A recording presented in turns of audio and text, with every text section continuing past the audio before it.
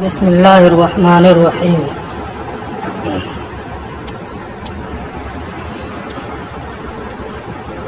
واللہ تعالی متکلم بہا آمر و ناہ و مخبر.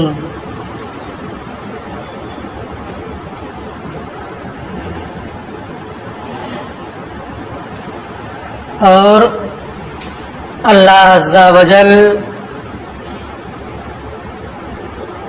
اسی صفت کلام کے ساتھ متکلم ہے، آمر ہے، ناہی ہے اور مخبر ہے. یعنی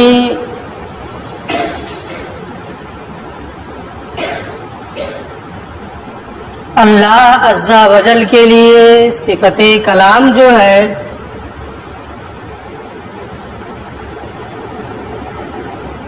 اس میں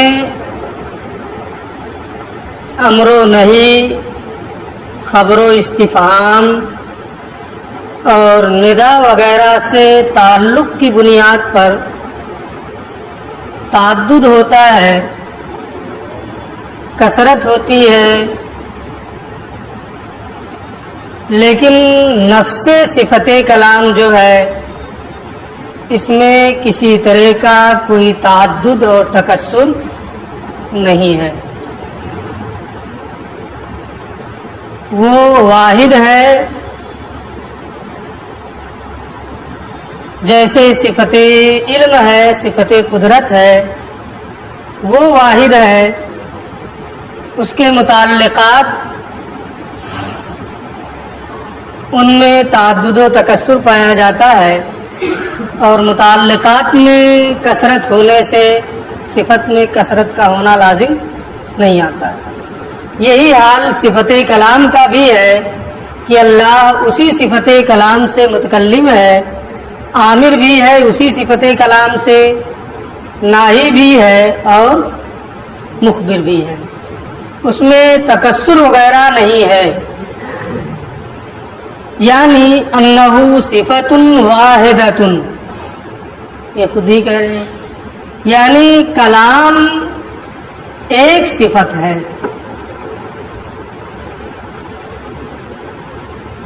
تتکثر بالنسبۃ الی الامر والنہی والخبر باختلاف التعلقات.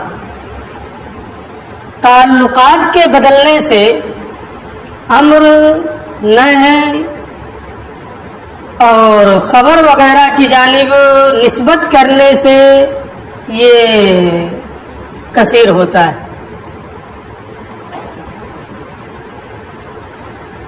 متعلقات میں کثرت ہے. نفس صفت جو کلام نفس صفت ہے، اس نفس کلام میں، نفس صفت میں کسی بھی طرح سے کثرت نہیں ہے.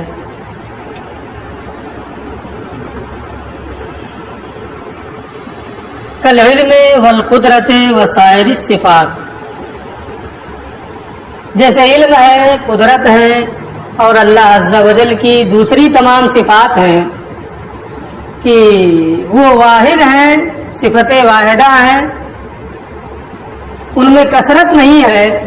ہاں ان کے متعلقات میں کثرت ہے، جیسے معلومات ہیں، مقدورات ہیں، ان میں کثرت ہے، لیکن صفت میں کثرت نہیں ہے. تو جیسے علم ہے، قدرت ہے اور دوسری تمام صفات ہیں، ان کے متعلقات میں کثرت ہے، نفس صفت میں کثرت نہیں ہے. یہی حال صفت کلام کا بھی ہے کہ امر و نہی وغیرہ کی جانب نسبت کرتے ہوئے اس میں کثرت ہے، لیکن نفس کلام جو ہے، نفس صفت جو ہے، اس میں کثرت نہیں ہے. فَإِنَّ كُلًّا مِّنْهَا وَاحِدَةٌ قَدِيمَةٌ، کیونکہ ان صفات میں سے ہر ایک، چاہے کلام ہو، چاہے علم ہو یا قدرت ہو، یا دوسری صفات ہوں، ان صفات میں سے ہر ایک واحدۃ قدیمۃ، واحد ہے اور قدیم ہے۔ نہ تو کلام کل ہے، امر و نہیں استفہام اور ندا وغیرہ کے لیے، اور نہ ہی کلام کلی ہے، امر و نہیں اور خبر و استفہام اور ندا وغیرہ کے لیے۔ اگر کلی ہوگا تو ظاہر سی بات ہے کہ کلام کو آپ کلی مانیں گے تو امر و نہیں، خبر و استفہام وغیرہ جو 5 قسمیں ہیں یہ اس کے جزئیات ہوں گے، اور جب اس کے جزئیات ہوں گے تو اس کلی کا وجود جزئیات ہی کے ضمن میں ہوگا، اور کلی میں جزئیات کے اعتبار سے کثرت حقیقیہ ہوتی ہے، تو صفت کلام کا کثیر ہونا لازم آئے گا حقیقی طور پہ۔ اسی طریقے سے اگر کلام، صفت کلام جو ہے یہ کل ہو تو یہ امر و نہی وغیرہ جو ہے یہ اس کے اجزاء ہوں گے، اجزاء کی بنیاد پر بھی اس صفت کلام میں جو کثرت پائی جائے گی وہ کثرت حقیقیہ ہوگی۔ یہ یہاں کہنا یہ چاہتے ہیں کہ نفس کلام، صفت کلام جو ہے نہ کل ہے اور نہ کلی ہے، بلکہ یہ جزئی حقیقی کی طرح سے ہے۔ جیسے جزئی حقیقی ہے، میں ہی ہوں جزئی حقیقی ہوں۔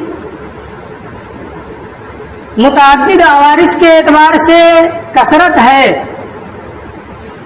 میں پڑھا رہا ہوں تو معلم ہوں، لکھ رہا ہوں تو کاتب ہوں، پڑھ رہا ہوں تو قاری ہوں، تو مختلف عوارض کے اعتبار سے جزئی حقیقی میں بھی کثرت پائی جاتی ہے، لیکن وہ کثرت اعتباریہ ہوتی ہے، ذات کا کثیر ہونا لازم نہیں آتا۔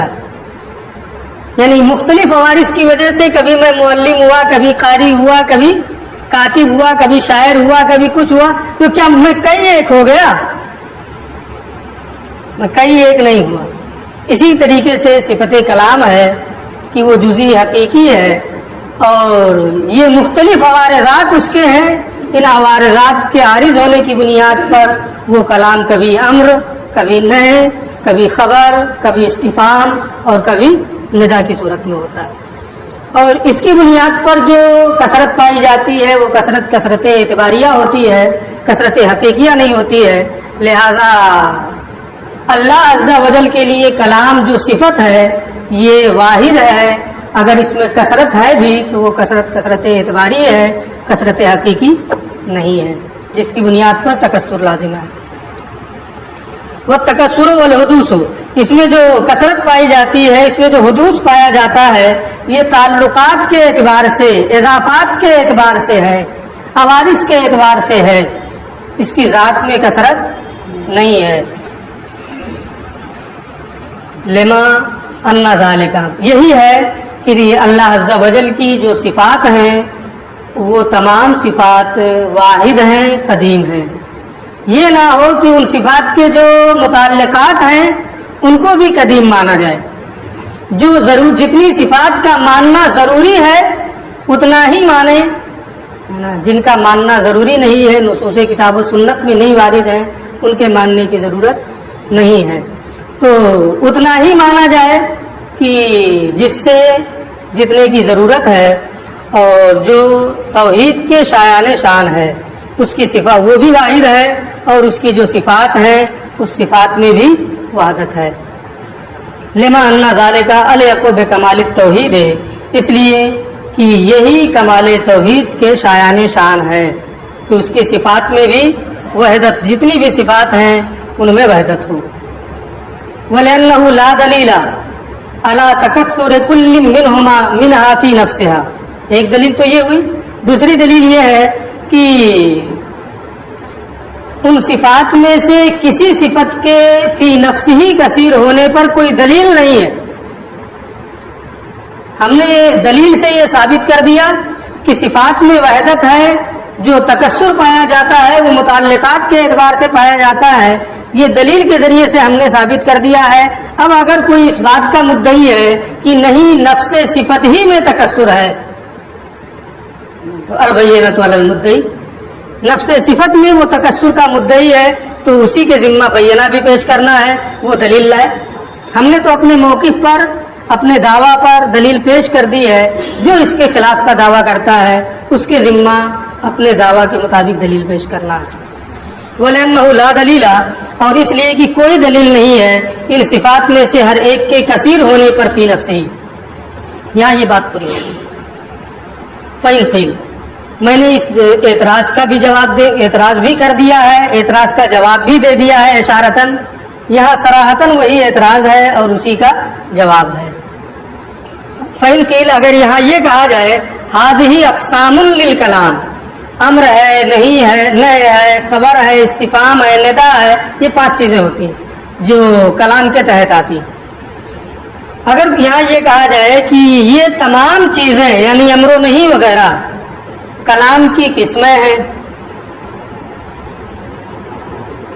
لا یوقل وجودہ بدونہا، اور کلام کا وجود ان اقسام کے بغیر نہیں ہو سکتا ہے،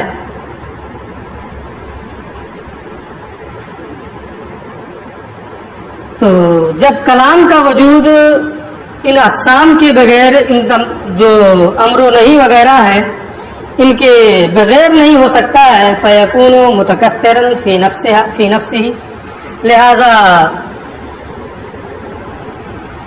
جو کلام ہے یہ فی نفسہ کثیر ہوگا،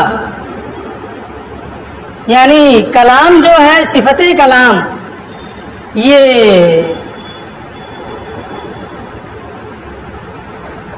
یا تو یہ کہیں کہ کلی ہے یا کل کہیں، دونوں صورتیں ہو سکتی ہیں۔ یہاں مان کے آپ یہ چلیں کہ یہ کہہ رہے ہیں کہ یہ تمام چیزیں کلام کی قسمیں ہیں، یعنی اس کے جزئیات ہیں۔ اگر یہ تمام قسمیں کلام کی جزئیات سے ہوں گی تو کلام کیا ہوگا ان کے لیے؟ کلی ہوگا، اور کلی کا وجود اپنے افراد کے ضمن میں ہی خارج میں پایا جاتا ہے، تو جب بھی کلی یعنی کلام خارج میں پایا جائے گا تو اپنے افراد امر و نہی وغیرہ کسی کے ضمن میں ہی پایا جائے گا، اور اس کے افراد کیا ہیں؟ کثیر ہیں، اور جب افراد کثیر ہیں، اقسام کئی ایک ہیں، تو انہی کے ضمن میں کلام پایا بھی جائے گا تو کلام میں بھی کثرت پائی جائے گی۔ یہ ان کا اعتراض ہے نا۔ اس کا جواب میں سبق میں دے چکا ہوں کہ کلام نہ کل ہے اور نہ کلی ہے، بلکہ وہ جزئی حقیقی کی طرح سے ہے، کل نہ۔ ہم اس کا جواب دیں گے ممنون، ہمیں یہ تسلیم ہی نہیں ہے کہ کلام کلی ہے۔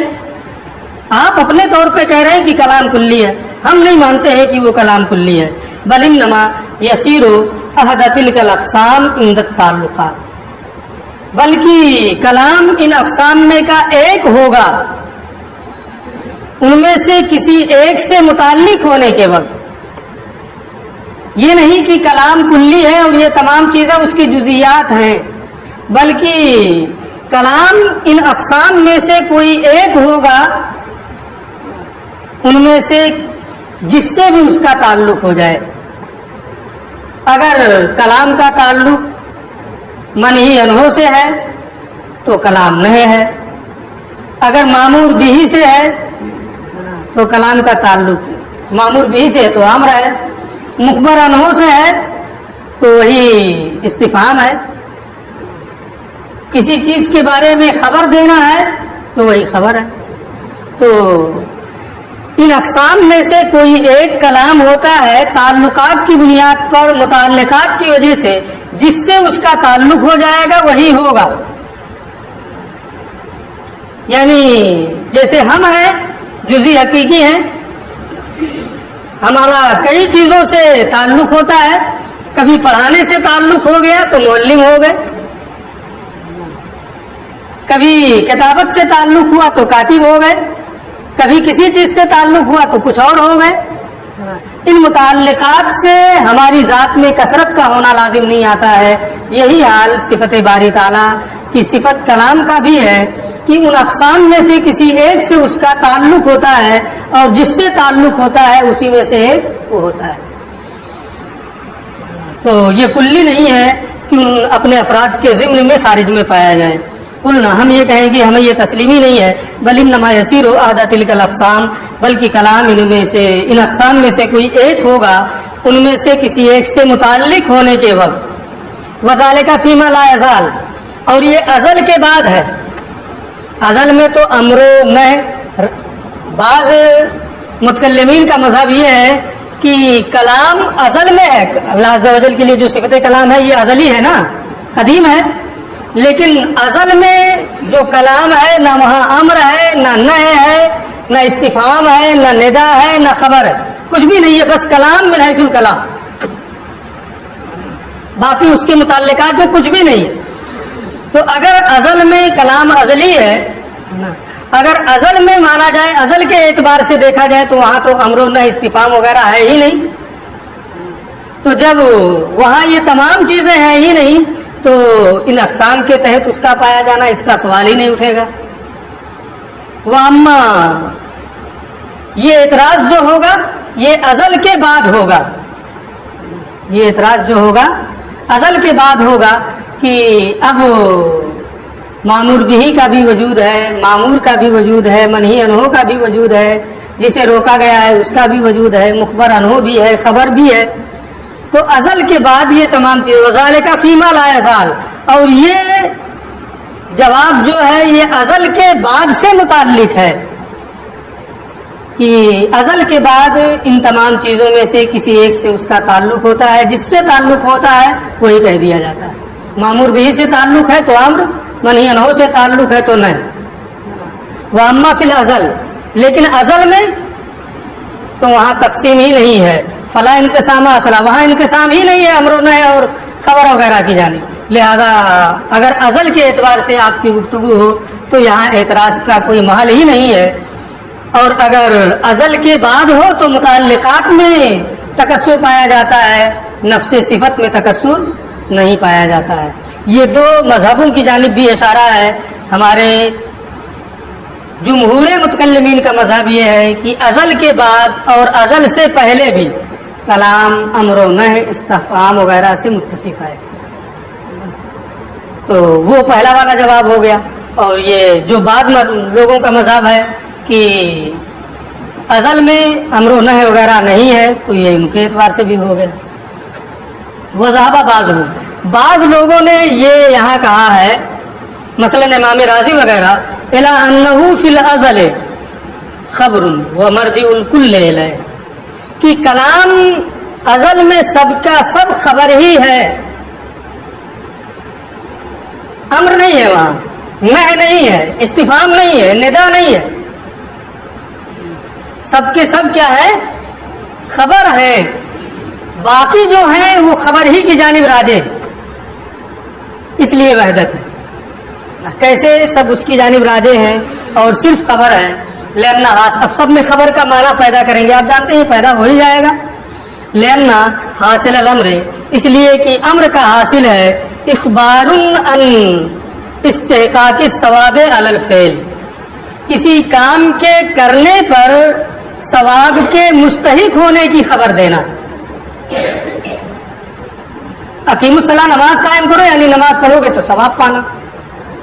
تو کسی کام کے کرنے پر ثواب کے مستحق ہونے کی خبر دینا یہ امر کا حاصل ہے. والعقاب الگ کر کے, اور اس فعل کے چھوڑنے پر عذاب کے مستحق ہونے کی خبر دینا, یہ امر خبر کی جانب راجع ہے. اسی طریقے سے والنہی علی العکس, وہ حاصل النہی علی العکس اوپر سے عطف ہے, اور اس لیے کہ نہی کا جو حاصل ہے وہ اس کے برعکس ہے. یعنی نہی میں اس بات کی خبر دینا ہے کہ اس فعل کے کرنے پر عذاب کا مستحق ہوگا, فعل کے کرنے پر استحقاق عذاب کی خبر دینا ہے, اور ترک فعل پر استحقاق ثواب کی خبر دینا ہے. تو یہ بھی خبر ہی کی جانب راجع ہے. وہ حاصل الاستخبار ہے، اور استفہام کا حاصل، استفہام کا نتیجہ الخبر عن طلب الاعلام، اور استفہام کا حاصل طلب اطلاع کی خبر دینا ہے. یعنی متکلم مخاطب سے چاہتا ہے کہ اسے وہ آگاہ کرے. متکلم استفہام میں کیا چاہتا ہے؟ زید بازار گیا یا نہیں؟ کیا زید بازار گیا؟ تو کیا چاہتا ہے اپنے مخاطب سے؟ کہ وہ اسے آگاہ کرے، اسے بتائے. تو استفہام کا حاصل جو ہے وہ اطلاع، متکلم مخاطب سے طلب اطلاع کی خبر کا ارادہ کرتا ہے. تو اس میں بھی خبر کا معنی پایا گیا. وہ حاصل النداء، اور ندا کا حاصل ہے الخبر عن طلب الاجابت. یا زید، وہ پکار رہا ہے، اس کا مطلب یہ کہ اس کو جواب دے. تو متکلم مخاطب سے جواب دینے کا کی خبر کا طالب ہوتا ہے. وہ حاصل النداء الخبر عن طلب الاجابت، اور ندا کا حاصل خبر دینا ہے متکلم کے مخاطب سے طلب اجابت کے جواب دینے کے بارے میں. تو کلام جو ہے صفت باری تعالیٰ، اس میں صرف اور صرف خبر ہے. باقی چیزیں جو ہیں، چاہے وہ نہی ہو یا امر ہو یا استفہام ہو یا ندا ہو، ان تمام چیزوں میں خبر کا معنی ان سب کا حاصل خبر ہے. لہذا اس میں وحدت ہے. یہ امام راضی نے فرمایا. علامہ فرماتے ہیں ورد، صحیح نہیں. کیوں صحیح نہیں ہے؟ بین نعلم، جب لگ رہا تھا کہ بات ان کی بہت اچھی ہے نا، لیکن جہاں آپ کو ایسا لگے گا بظاہر ہے نا، وہاں ان کا ردہ ضرور آ جائے گا. وہ ردہ، اور اس کو رد کر دیا گیا ہے. واقعی ہے بھی بہت بدیہی اس کا صحیح نہ ہونا. یہ خود بتا رہے ہیں بأن نعلم اختلاف هذه المعانی بالضرورہ. بدیہی طور پر ان معانی کے الگ ہونے کو ہم جانتے ہیں. کیا کبھی آپ نے سوچا ہے کہ امر نہی ہے، نہی امر ہے، استفہام امر ہے، ندا امر ہے، ندا نہی ہے؟ کبھی سوچا ہے؟ سب بدیہی طور پہ جانتے ہیں کہ امر الگ چیز ہے، نہی الگ چیز ہے، استفہام الگ ہے، ندا الگ ہے، خبر الگ ہے. جب ہم بدیہی طور پہ جانتے ہیں کہ یہ ساری چیزیں الگ الگ ہیں، تو آپ اس بداہت کے خلاف یہ کہیں گے نہیں، سب ایک ہے نا. ورد بأن نعلم اختلاف هذه المعانی بالضرورہ، اور اس کو رد کر دیا گیا اس طور پر کہ ہم بدیہی طور پہ ان معانی کے الگ الگ ہونے کو جانتے ہیں. آپ کا یہ دعویٰ بداہت کے خلاف ہے. رہا یہ کہ علم کا بعض کو مستلزم ہے، تو استلزام کی بنیاد پر، تلازم کی بنیاد پر چیزیں ایک نہیں ہو جاتی. اگرچہ کچھ وجہوں سے تلازم ہو، استلزام ہو، ایک چیز دوسرے کو لازم ہو، تو لزوم کی بنیاد پر چیزیں ایک نہیں ہو جاتی ہیں.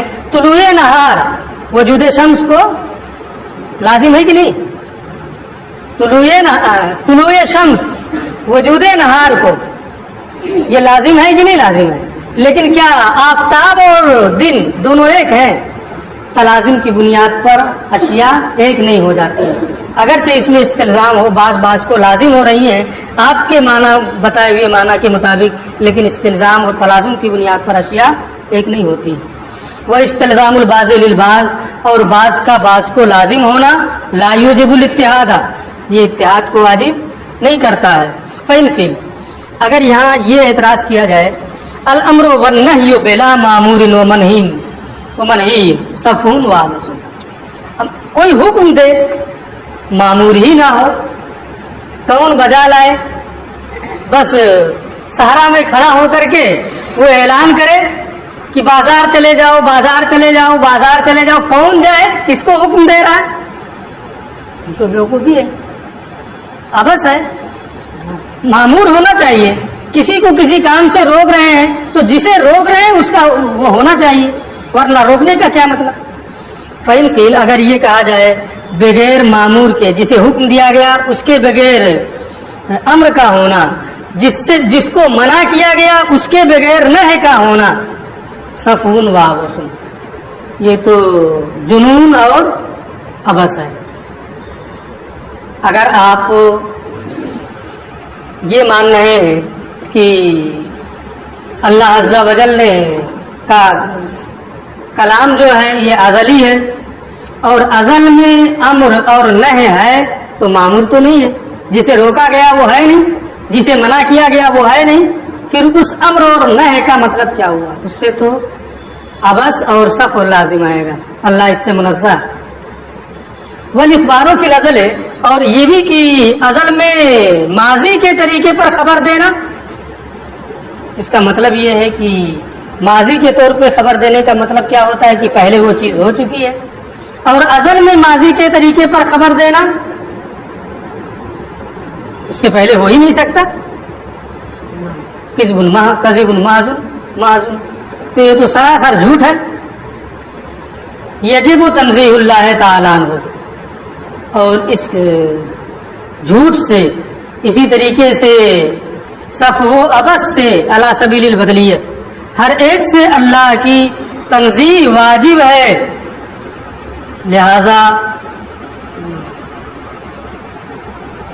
اللہ عز و جل کے لیے جو صفت کلام ہے، اگر یہ کہیں کہ وہ ازل میں عامر ہے، ازل میں ناہی ہے، ازل میں مخبر ہے، تو ایسی صورت میں سفہ و عبث اور جھوٹ کا نہ ہونا لازم آئے گا۔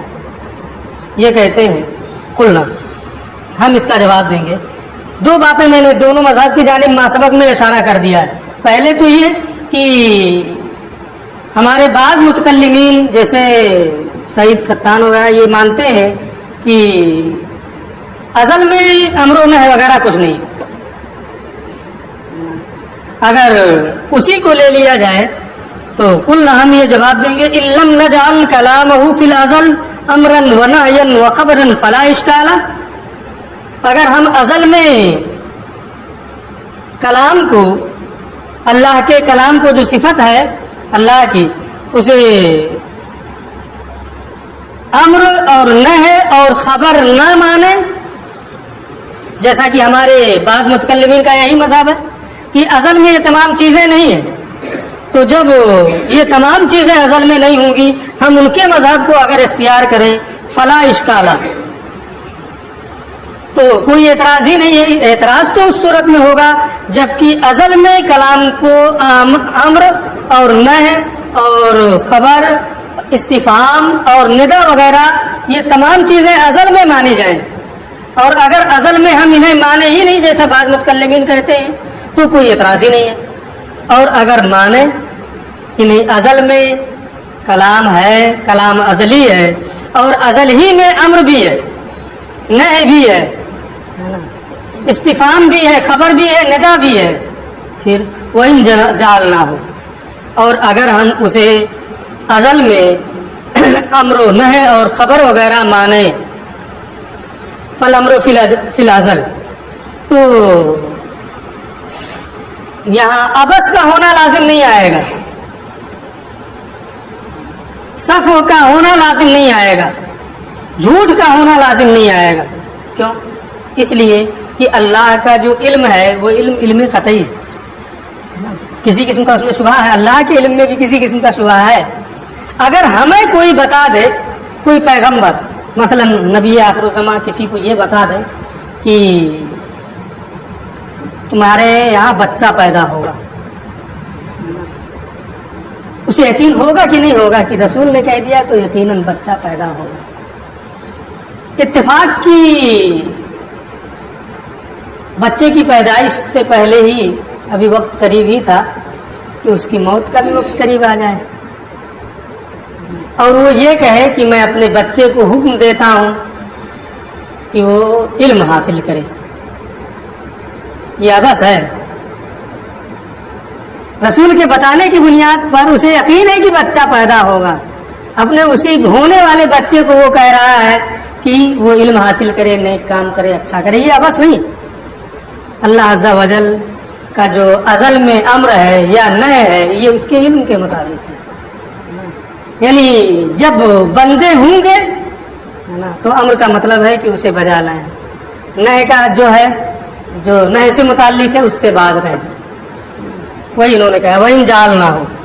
اور اگر ہم ازل میں امر و نہی وغیرہ مانے فل امر فی الازل، تو ازل میں امر کا معنی ہے فل امر فی الازل ہے، تو ازل میں امر لایجاب تحصیل المامور به فی وقت وجود المامور وسیرورته عالم لتحصیلہ، ہے نا کئی قاعدے بڑھائی ہے نا تمام اعتراض سے بچنے کے لیے۔ اگر کوئی ایک قید چھوٹ جائے گی تو فوراً اعتراض ہوگا۔ تو مامور بہی کو ازل میں امر کا معنی کیا ہے؟ مامور بہی کو کی تحصیل کو واجب کرنا، مامور بہی کے کرنے کو واجب کرنا ایسے وقت مامور کے پائے جانے کے وقت میں،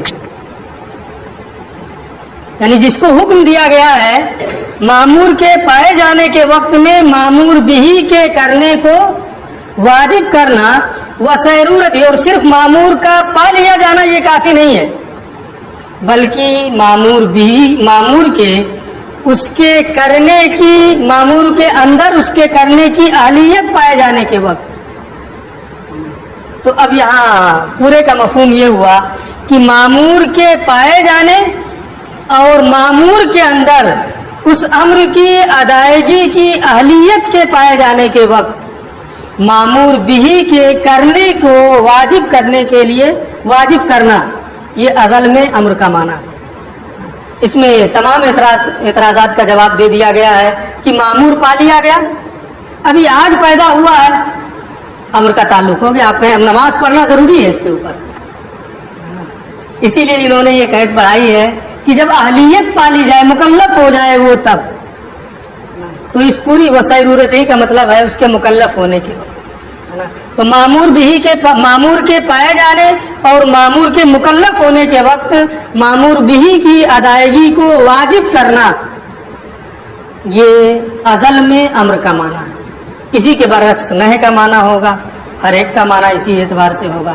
فیکفی وجود المامور فی علم الآخر فی علم العامر، اور اس امر کے لیے امر دینے والے کے علم میں مامور کا وجود کافی ہے۔ اگر اس کے علم میں ہے کہ مامور کا وجود ہوگا، اللہ کے علم میں ہے کہ نہیں کہ زید و بکر خالد حامد وغیرہ پیدا ہوں گے، تو علم عامر میں مامور کا وجود اس کے لیے، اس امر کے لیے کافی ہے۔ جیسے میں نے جو مثال دی تھی، اپنے بچے کو طلب علم کے لیے کہنا کا امر دینا، وہی علم اس کے لیے کافی ہے۔ تو وہ تو ایک مثال ہے صرف آپ کو سمجھانے کے لیے، اللہ کا علم ہے، بندے کا علم بندے کا علم ہے۔ تو علم عامر میں مامور کا پایا جانا یہی ازل میں امر کے لیے کافی ہے۔ کما، یہ خود ہی وہی مثال دے رہے ہیں، کما اذا قدر الرجل ابنا لہ، جیسے کہ جب کوئی آدمی اپنے لیے بیٹا فرض کرے، فامرہ، اور اسے حکم دے بان یفعل کذا بعد الوجود، کہ وہ پائے جانے کے بعد ایسا کرے، تو جب اس نے مان لیا کہ بیٹا ہوگا پھر اسے حکم دے رہا ہے تو صف نہیں ہے، عبث نہیں ہے۔ والاخبار بالنسبت الی الازل، اور دوسرا اعتراض تھا کہ ازل میں خبر دینا ماضی کے طریقے پر، اس سے جھوٹ لازم آئے گا۔ یہ کہتے ہیں کہ والاخبار بالنسبت الی الازل، ازل خبر دینا ازل کی جانب نسبت کرتے ہوئے، لا تتصف بشیء من الازمنہ، ازل میں کوئی زمانہ ہے ہی نہیں، حال ماضی حال مستقبل، تو جب کوئی زمانہ ہی نہیں ہے تو کسی زمانے سے وہ متصف بھی نہیں ہوگا، پھر اسے اس کا جھوٹ ہونا، غلط ہونا یہ بھی لازم نہیں آئے گا۔ یہ تو وہاں ہوگا جہاں زمانہ ہو، اور وہاں تو کوئی زمانہ ہی نہیں ہے، ورنہ اللہ کا زمانے ہونا لازم آئے گا۔ والاخبار بالنسبت الی الازل، اور ازل کی جانب نسبت کرتے ہوئے ہے نا خبر دینا، لا تتصف بشیء من الازمنہ، یہ کسی بھی زمانے سے متصف نہیں ہے، اذ لا ماضیہ ولا مستقبلہ ولا حال بالنسبت الی اللہ تعالی، اس لیے کہ اللہ عز و جل کی جانب نسبت کرتے ہوئے نہ وہاں کوئی ماضی ہے، نہ کوئی حال ہے، اور نہ مستقبل ہے۔ لتنزہہ عن الزمانے، کیونکہ اللہ زمانے سے منزہ ہے۔ کما ان علمہ ازلی، جیسے اللہ کا علم ازلی ہے، لا یتغیر بتغیر الازمان، زمانے کے تغیر سے اس میں تغیر نہیں ہوتا ہے، کہ زید چھوٹا تھا تو چھوٹا ہونے کا علم ہوا، بڑا ہوا تو بدل گیا، بڑے ہونے کا علم ہوا نہیں. یہ متعلقات میں تغیر ہو رہا ہے، علم میں تغیر نہیں ہو رہا ہے. ولما صرح بأزلیت الکلام، اس پوری گفتگو میں انہوں نے یہ تفصیل سے بیان کیا کہ اللہ عز و جل کے لیے جو کلام صفت ہے، یہ کلام صفت واحدہ ہے، ازلیہ ہے، ازلی ہے، قدیم ہے نا، ایک ہے. ولما صرح بأزلیت الکلام، اور جب کلام کے ازلی ہونے کی انہوں نے صراحت کر دی، حاول التنبیہ، تو تنبیہ کرنے کا ارادہ کیا اس بات پر کہ قرآن ان القرآن ایضا قد یطلق علی ھذا الکلام النفس القدیم، کہ قرآن جو ہے کبھی اسی کلام نفسی قدیم پر قرآن کا اطلاق ہوتا ہے. یعنی قرآن جو ہے یہی کلام نفسی اور قدیم، کما یطلق علی النظم المطلوب الحادث، جیسے کہ اس کا اطلاق کلام لفظی پر ہوتا ہے، اس کلام پر ہوتا ہے جو جس نظم کی تلاوت کی جا رہی ہے اور حادث ہے. تو قرآن جو ہے اس میں ایک جہت یہ ہے کہ ہمارا پڑھنا، اور ایک جہت اس کی ہے جو ہم نے پڑھا، ہمارا پڑھا ہوا، ہمارا یاد کرنا اور ہمارا یاد کیا ہوا.